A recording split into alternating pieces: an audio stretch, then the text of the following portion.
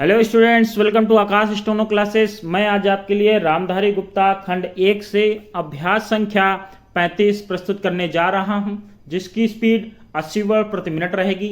अगर आप चैनल में नए हैं तो चैनल को सब्सक्राइब और बेल आइकन जरूर प्रेस कर लें, ताकि हर नया वीडियो आने का नोटिफिकेशन आपको प्राप्त हो सके।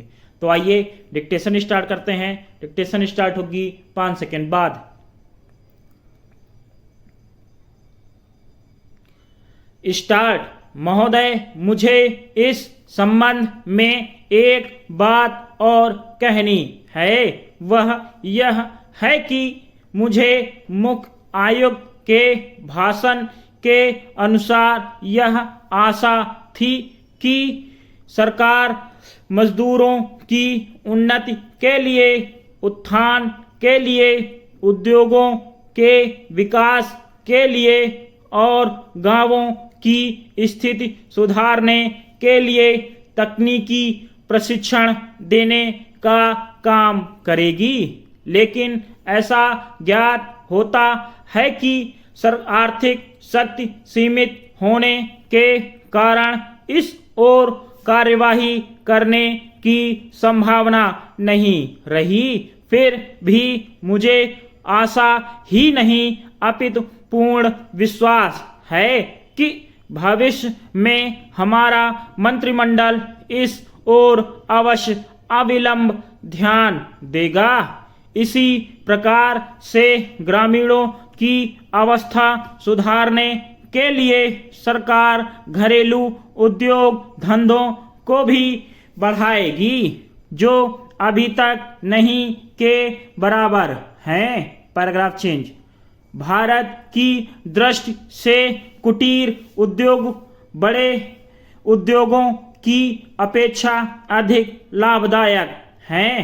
पहली बात तो यह है कि भारत एक गरीब देश है और उसके पास इतना पैसा नहीं है कि वे बड़े उद्योगों के लिए पर्याप्त संख्या में बड़ी बड़ी मशीनें मंगवा सके। बड़े उद्योगों के लिए बहुत बड़ी बड़ी महंगी मशीनों की आवश्यकता होती है, जबकि कुटीर उद्योग छोटी छोटी और सस्ती मशीनों से चल जाते हैं। कुटीर उद्योगों के लिए ना तो बहुत बड़ी बड़ी इमारतें बनानी पड़ती हैं और ना ही बहुत महंगी मशीनों की आवश्यकता पड़ती है। अतः ये उद्योग छोटे छोटे गांवों में भी प्रारंभ किए जा सकते हैं। कई उद्योग तो इतनी थोड़ी पूंजी से भी शुरू किए जा सकते हैं कि उतनी पूंजी प्रायः हर किसी व्यक्ति के पास होती ही है। Paragraph change. कुटीर उद्योगों में दूसरी बड़ी सुविधा यह है कि इनमें बहुत अधिक मजदूरों की आवश्यकता नहीं होती।